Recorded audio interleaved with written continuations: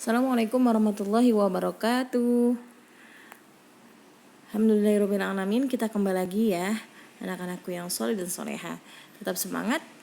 Oke, sekarang kita masuk ke PB 5 dan PB 6 ya. Masih subtema 2, yaitu membahas tentang manfaat hewan bagi kehidupan manusia. Materi yang kita akan bahas pada hari ini, yang pertama, memerankan kembali tokoh pada cerita yang dibaca dan menceritakan kembali si dongeng dengan gambar. Yang kedua, menceritakan dan menyebutkan pengalaman menolong orang lain. Yang ketiga, menyelesaikan soal-soal pertukaran pada penjumlahan. Oke. Coba kalian buka di halaman 55. Ya. Ada di sini memerankan kembali tokoh pada cerita yang dibaca. Oke, kita baca dulu ya. Hewan bermanfaat bagi kehidupan manusia. Salah satunya adalah ikan hias. Ikan hias yang dipelihara di dalam ruangan akuarium dapat memperindah ruangan. Bacalah kembali cerita pada pembelajaran keempat. Oke, pembelajaran keempat kemarin itu ada cerita tentang petani dan anak ikan emas ya. Apakah kalian masih ingat? Nah, kalau kalian masih ingat, nanti kalian tulis kembali, ada di halaman 55. Kalian tulis kembali. Di situ ada topiknya itu menolong sesama makhluk hidup. Nah, setelah kalian baca dongeng yang kemarin itu, ikan emas dan si petani itu, maka kalian harus mengisi poin-poin yang ada di bagian halaman 55 ini. Ada di sini yang di sini ada sifat tokoh. Nah, oke, mohon maaf. Yang pertama itu ada tokoh di dalam dongeng. Dalam cerita itu pasti ada perannya ya, yaitu ada petani dan ikan emas. Kalian tulis di situ di tokoh di dalam dongeng. Berarti isinya petani dan ikan emas. Lalu di situ ada sifat tokohnya. Nah, setelah kalian baca juga, kalian bisa mengetahui nih sifatnya petani itu seperti apa, sifatnya ikan emas pun seperti apa. Nah, kalian tulis sifat petani itu kemarin adalah rajin dan baik. Nah, kalau ikan emas dia sifatnya baik hati dan suka menolong. Kalian tulis juga di kotak sifat tokoh. Lalu ada juga peristiwa yang terjadi. Di sini ada peristiwa yang terjadi. Nah, dalam cerita tersebut, peristiwa apa sih yang terjadi? Nah, kan ada dua peristiwa ya. Yang pertama itu ikan emas yang terjepit akar pohon. Lalu yang kedua, daun teh petani yang terjatuh di sungai. Itu adalah peristiwa yang terjadi di cerita dongeng petani dan anak ikan emas. Lalu ada pesan dongeng. Nah, setiap dongeng itu pasti ada mengandung pesan baiknya, yaitu pesan baiknya adalah atau pesan dongeng yang ada itu saling tolong menolong, yaitu ikan emas menolong petani, lalu petani menolong ikan emas. Berarti kan saling tolong menolong. Ini adalah salah satu contoh diagram ya, diagram cerita. Jadi ketika kalian sudah membaca cerita, ada di sini di halaman 55 ini adalah contoh bagan ya, ada tokoh, ada sifat tokoh, ada peristiwa yang terjadi, ada pesan dongeng. Ini disebutnya diagram. Oke, bisa dipahami ya. Nanti yang Ustazah tadi sudah jelaskan, kalian bisa tulis ulang di halaman 55. Oke. Tadi Ustazah sudah jawab. Kalian tinggal isi aja. Oke, selanjutnya menceritakan kembali isi dongeng berdasarkan gambar. Nah, di sini kita lihat ya. Kalau di buku kalian ada di halaman 59. Ayo menulis. Hewan di sekitar kita memiliki banyak manfaat bagi manusia. Ada yang dimanfaatkan sebagai bahan makanan dan pakaian. Ada juga yang dimanfaatkan tenaganya, misalnya kuda dan kerbau. Nah, kuda dimanfaatkan tenaganya untuk menarik delman. Sementara itu, kerbau dimanfaatkan tenaganya untuk membajak sawah. Ya, jadi zaman dahulu tuh kalau mau membajak sawah atau di kampung-kampung tuh masih ada mungkin ya, kalau kalian sering lihat atau kalian pernah lihat membajak sawah itu dengan kerbau zaman dulu. Jadi butuh tenaganya si kerbau. Tapi kalau zaman sekarang itu karena sudah banyak mesin, teknologi juga semakin canggih, maka kerbau ini jarang digunakan untuk membajak sawah. Tapi zaman dulu atau sekarang mungkin masih ada tapi tidak terlalu banyak ya. Kerbau ini digunakan untuk membajak sawah.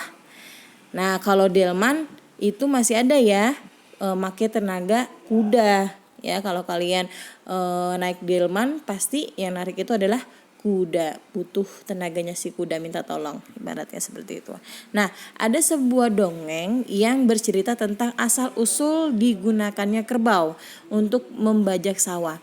Judul dongeng tersebut adalah Kerbau Pembajak. Dongeng tersebut mengisahkan tentang 2 ekor kerbau yang menolong seorang petani membajak sawah. Dongeng tersebut disajikan dalam bentuk cerita gambar seperti berikut. Nah, di sini kalau kalian lihat ada di halaman 59 ada gambar-gambar, ada 4 gambar di sini. Nah, nanti kalian di situ membuat cerita sesuai gambar. Gambar pertama petani itu lagi ngapain, yang kedua juga, yang ketiga dan keempat seterusnya. Jadi di sini sudah disediakan gambarnya, lalu kalian membuat cerita atau membuat dongeng sesuai gambar. Gitu ya.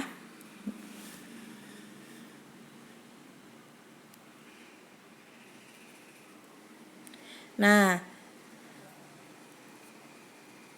hal yang harus diperhatikan dalam menuliskan cerita pada gambar. Di sini ada 4 poin. Yang pertama itu tokoh dalam gambar. Lalu yang kedua latar tempat dan waktu pada gambar. Yang ketiga ekspresi tokoh pada gambar. Dan keempat suasana pada gambar.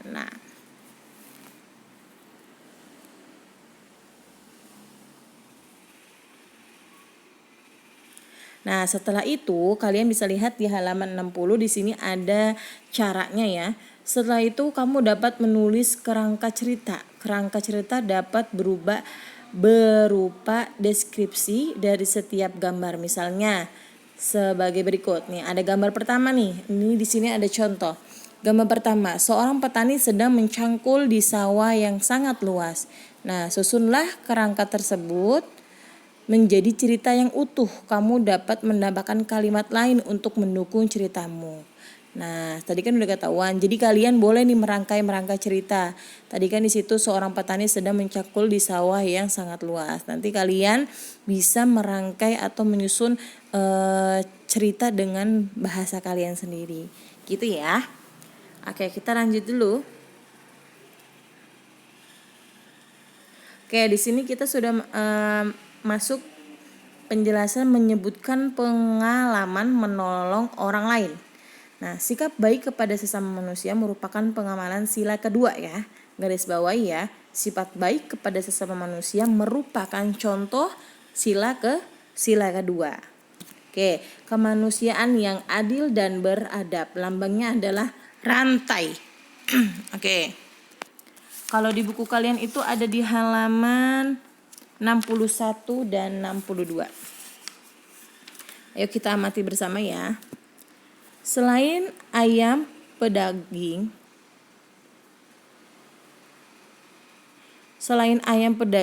kakek juga memelihara ayam petelur. Ayam petelur kakek menghasilkan banyak telur. Kakek sering membagi telur-telur ayam kepada tetangga. Para tetangga sangat berterima kasih kepada kakek. Kakek disayangi para tetangga karena sangat dermawan atau suka berbagi. Jika kakek mengalami kesulitan, para tetangga akan membantu dengan senang hati. Nah, di sini berarti menceritakan bahwa kita hidup bertetangga, kita harus sering berbagi. Kalau kita berbuat baik kepada orang lain, pada teman kita yang di sebelah rumah kita, maka nanti ketika kita mendapatkan kesulitan, orang tersebut akan segera membantu kita karena kita sudah berbuat baik kepadanya. Sebaliknya, kalau misalnya kita pelit, kita sombong, kita tidak mau bergabung, maka tetangga pun tidak akan menolong kita nantinya ketika kita mengalami kesulitan. Nah, di sini coba nanti kalian tulis juga di sini kalian tuh. Nah, bagaimana dengan masyarakat di lingkungan rumahmu? Adakah tetanggamu yang memiliki sifat dermawan seperti kakek Nina? Ayo amatilah lingkungan sekitar rumahmu. Coba tuliskan 5 orang tetanggamu beserta sifat baiknya. Tuliskan pula contoh perbuatan baik yang dilakukan oleh orang tersebut dalam tabel seperti berikut. Nah, kalian di sini mengamati nih. Kalian kira-kira siapa ya yang seperti itu kepada keluargaku, yang suka berbagi, yang baik hati, yang suka menolong, itu namanya siapa?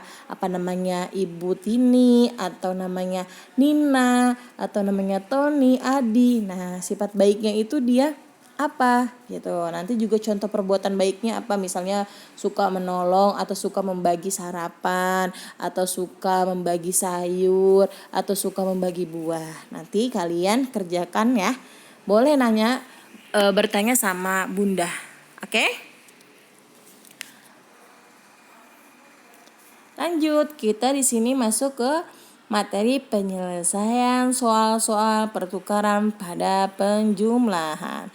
Nah, ini masih sama materinya seperti kemarin ya, di PB1, PB2, PB3, PB4. Nah, sekarang juga PB5 dan 6 masih sama pertukaran ya, pertukaran pada perkalian. Mohon maaf ini salah.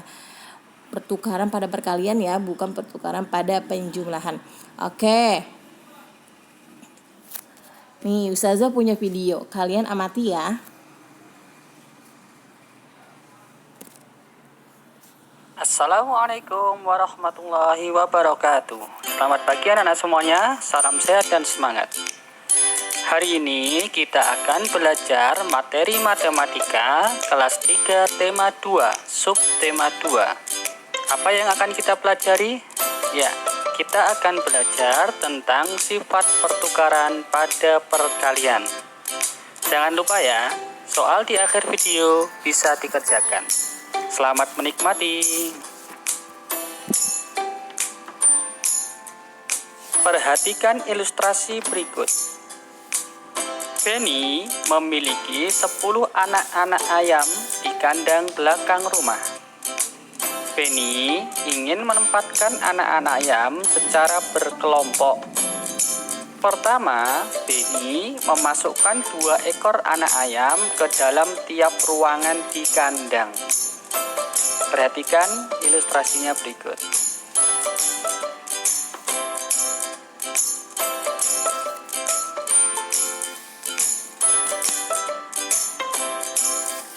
Apabila ditulis dalam lambang bilangan, maka 5 dikali 2 sama dengan 10.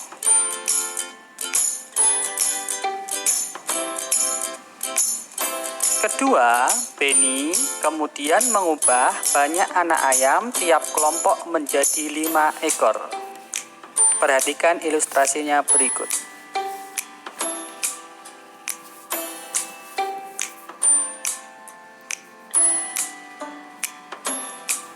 Apabila ditulis dalam lambang bilangan, maka 2 dikali 5 sama dengan 10.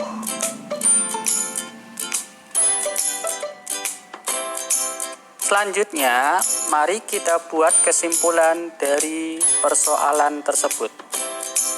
5 dikali 2 sama dengan 10. 2 dikali 5 juga sama dengan 10. Maka kesimpulannya adalah 5 dikali 2 sama dengan 2 kali 5.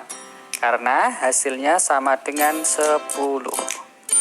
Berarti operasi hitung perkalian mempunyai sifat pertukaran atau komutatif. Meskipun dibalik bilangannya, maka hasil perkaliannya akan sama. Agar lebih memahami tentang sifat komutatif pada operasi perkalian, mari kita simak ilustrasi berikutnya. Benny memiliki 12 ekor kelinci. Kelinci tersebut akan dikelompokkan ke dalam 3 kandang kecil. Benny membeli kandang satu lagi, kemudian kelinci tersebut dikelompokkan ke dalam 4 kandang. Perhatikan ilustrasi berikut. Yang pertama dikelompokkan ke dalam 3 kandang. Masing-masing kandang berisi 4. Dalam lambang bilangan kita bisa menulis 3 kali 4 sama dengan 12. Sesuai persoalan tadi, Benny membeli kandang satu lagi. Sekarang menjadi 4 kandang.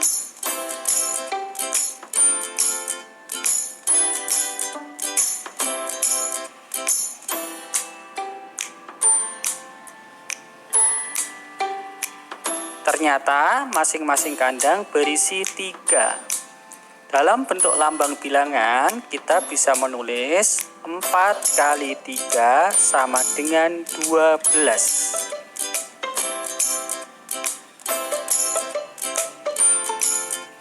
Berdasarkan persoalan tersebut, maka bisa kita tarik kesimpulan. 3 kali 4 hasilnya 12. 4 kali 3 ternyata hasilnya juga 12. Jadi kesimpulannya 3 kali 4 sama dengan 4 kali 3.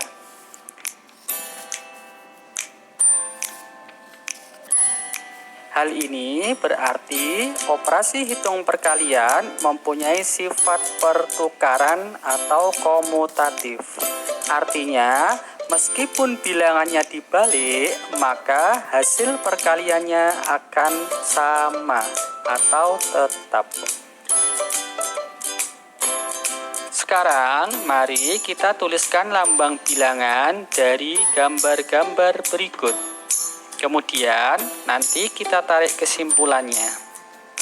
Yang pertama, terdapat 2 kelompok ayam, masing-masing berisi 6.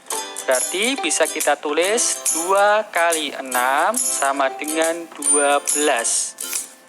Kemudian yang kedua, terdapat 6 kelompok ayam, masing-masing berisi 2 ayam. Berarti bisa kita tulis 6 kali 2 sama dengan 12.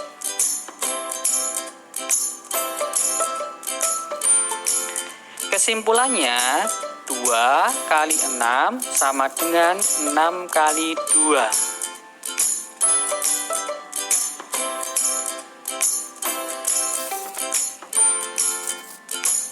Selanjutnya, terdapat 6 kelompok daging. Kemudian masing-masing kelompok berisi 3 daging. Berarti bisa kita tulis 6 kali 3 sama dengan 18. Kemudian terdapat 3 kelompok daging. Kemudian masing-masing kelompok terdiri atas 6 daging. Berarti bisa kita tulis 3 kali 6 sama dengan 18. Kesimpulannya, 6 kali 3 sama dengan 3 kali 6. Karena hasilnya sama ya.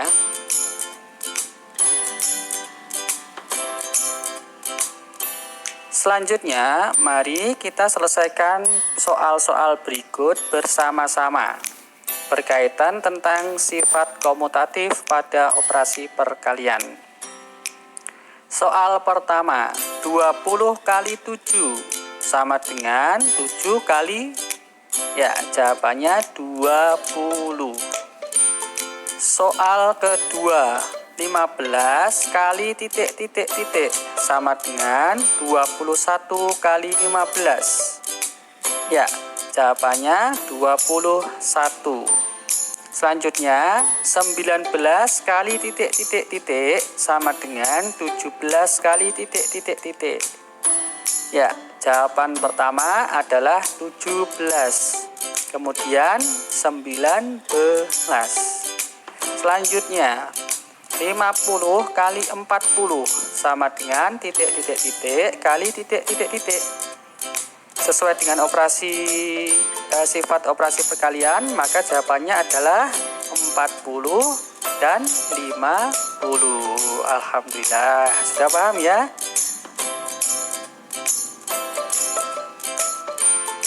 Selanjutnya, mari kita belajar soal cerita. Yang pertama, ayam-ayam Benny ada yang bertelur. Hari ini, Benny mengumpulkan telur-telur ayam di kandang. Ia mengumpulkan 20 telur. Jika telur ia simpan pada 5 kotak, berapa isi telur pada masing-masing kotak? Ya, kita lihat ilustrasinya. Ada 5 kotak. Berarti setiap kotak berisi 4 telur. Dalam lambang bilangan bisa kita tulis 5 kali 4 sama dengan 20. Selanjutnya, jika telur ia simpan pada 4 kotak, berapa isi telur pada masing-masing kotak? Kita lihat ilustrasinya, ada 4 kotak. Ya, ternyata masing-masing berisi 5 buah telur. Dalam lambang bilangan bisa kita tulis 4 kali 5 sama dengan 20.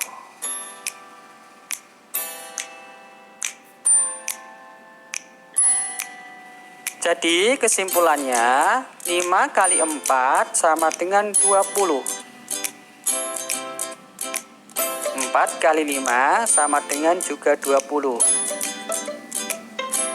5 kali 4 sama dengan 4 kali 5.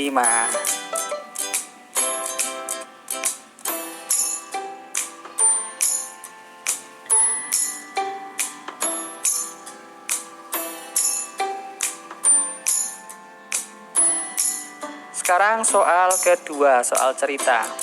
Benny juga memelihara kelinci. Kelinci makanannya sayuran. Salah satunya adalah wortel. Benny memiliki 14 batang wortel.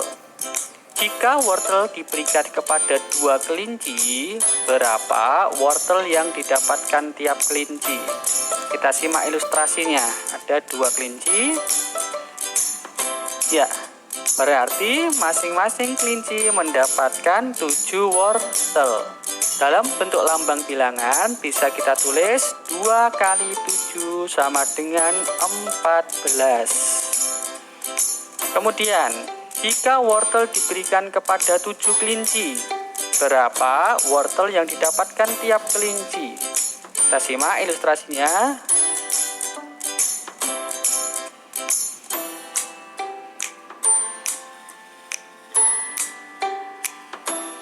Ya, masing-masing kelinci berarti mendapatkan 2 buah wortel. Dalam bentuk kalimat matematika atau lambang bilangan, 7 kali 2 sama dengan 14.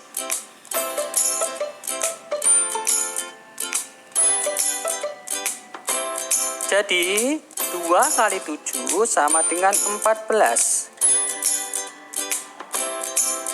7 kali 2 sama dengan juga 14. Kesimpulannya, 2 kali 7 sama dengan 7 kali 2. Berarti, operasi hitung perkalian mempunyai sifat pertukaran atau komutatif. Alhamdulillah, pembelajaran kali ini sudah selesai. Semoga kalian dapat memahaminya. Selanjutnya, ada sedikit soal yang bisa kalian coba di rumah sebentar. Terima kasih. Wassalamualaikum warahmatullahi wabarakatuh. Oke. Tadi sudah dijelaskan ya. Nah, sekarang tugasnya adalah atau kalian latihannya itu kalian kerjakan ada di halaman 58 ya. Tugasnya ada di halaman 58 nomor 1, 2, 3 dan 4. Kerjakan ya. Nah, untuk tadi yang di halaman 59 itu kalian kan Ustazah suruh membuat cerita sesuai gambar tadi.